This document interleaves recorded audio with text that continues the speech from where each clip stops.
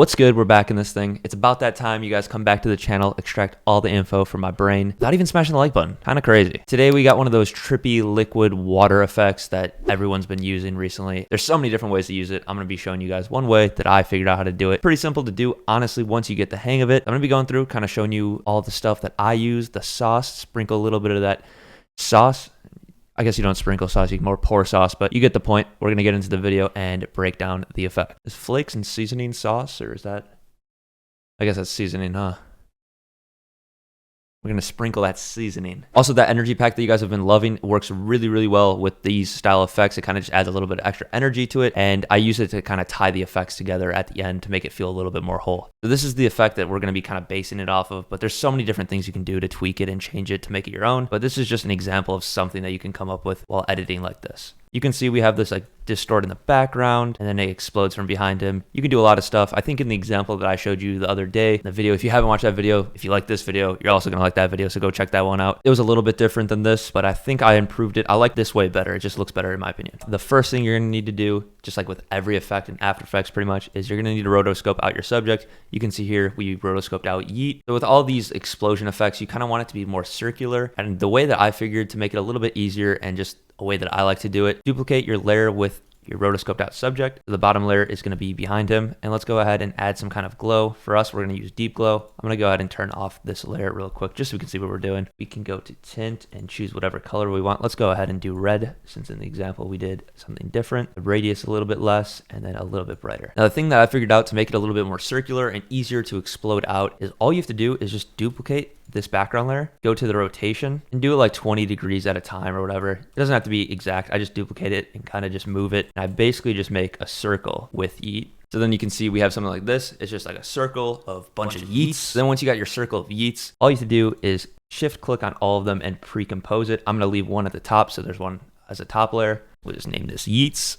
And then we can turn back on that layer and also the background so we can see what we're working with. You can see once we play that, it obviously doesn't look good. We need to make it a little bit more liquefied and just, you know, we're going to add Turbulence Displace. I like this one. It's built into After Effects, so you can change these modes up here. These modes are fire. Bulge looks pretty good. So now we don't have like those harsh edges just as much. You can change the complexity if you really want. You can make it look crazy. Probably bump that up to 2-ish. Now let's go through and keyframe maybe the amount, size, maybe even complexity. And we want it to kind of pop out from behind him. So let's go ahead and I want it to get crazier at the end. So I want it to kind of like explode out.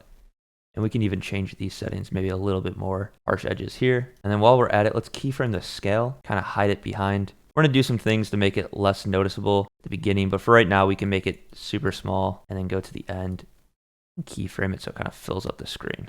And then let's also turn on the motion blur. That's gonna help that out a lot. Starting to look a little bit better already. That's hard.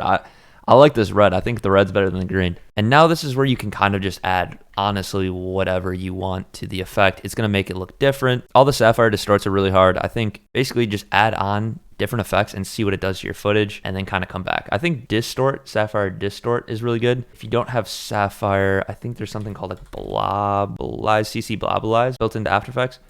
And it's similar. It's not as good in my opinion, but it is free. So that's a plus. But one of the ones that I really like is just basic Sapphire Distort. Once you drag that on, you can kind of see what that is doing. You can get it to kind of do some crazy, crazy distorts. Keyframe the rotation, the amount, and the blur lens. And let's go through. I want to make the rotation kind of change, the blur lens, even the amount, bring it negative a little bit, and then easy ease all of those. And I just realized my shutter angle was at 360. I'm going to turn it to 180 just so there's a little bit less blur. If you click this find button on the distort, I don't know exactly what it does to be honest, but sometimes it looks good, sometimes it doesn't. Maybe play with that, just a thought. And then I'm going to copy that deep glow from one of these layers in the pre-comp over to here. And let's turn this down a lot.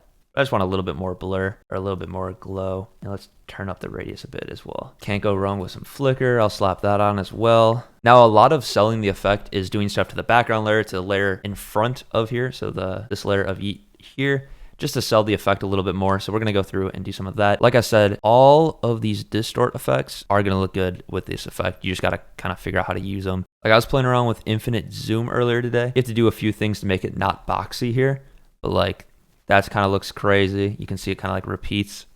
You look really carefully. Basically just drag on effects at this point and it's gonna look different. And then in the background layer, let's add some Distort Chroma just to sell the effect of like the trippiness a little bit more. We're definitely gonna need to turn down the amount a lot. And let's go to the end, or like right about to here, keyframe that to 0. And then when that explodes, we can also have it kind of go crazy in the background. Easy all those. It's important to have like these things because you might not pick up on it really, but like just that little bit of corner you see with the distort and stuff, it just sells the effect a little bit more and it really does help. And if you want to make the explosion a little bit more circular, you can always add on optics compensation too. And you can kind of have it keyframe it to pop out behind like in a circle like this. It just kind of makes it explode out a little bit different. Once you get that like baseline down, there's just so many different things you can do. Let's also add a little bit of Distort Chroma to yeet on the top layer and then just make it a little bit distorted just so it has that same effect. Just makes a little bit more sense. Because there is a huge red glob popping up behind him, I'm going to keyframe some deep glow on him. So it just makes a little bit more sense in the effect itself. It's the little things like that that really help out a lot. Now you can see it kind of just matches with the red. He like turns red as it happens. Maybe even start it a little bit later. And then before we go ahead and pre-comp all of these layers, I'm gonna add some optics compensation on into the background, reverse it, kind of start it off like this, and then keyframe it to right before it explodes, bring it back down to 0. It's just another one of those movement things. And once we pre-compose all this, it'll definitely help out a lot. So let's go ahead and do those 3 layers, the 3 middle ones, the ones we've been working on, pre-compose. I'm gonna add a little bit of motion. We're gonna start off zoomed in just a bit, maybe like 135. Go to right before it explodes, keyframe it back to 100. And then as it explodes, we're gonna zoom in a little bit as well. Not as much, like 115. Make sure that the motion blur is on this layer as well. It's starting to sell it a lot more now. I'm gonna go into my energy pack and add the vertical quick hit at the beginning, just so it kind of has a little bit better of a transition. Then we're also gonna go on and add on my Twizzy Shake preset right when it starts to explode, just so we have a little bit of movement and shake there. And the last and final little sprinkle of the seasoning peppers on to the effect.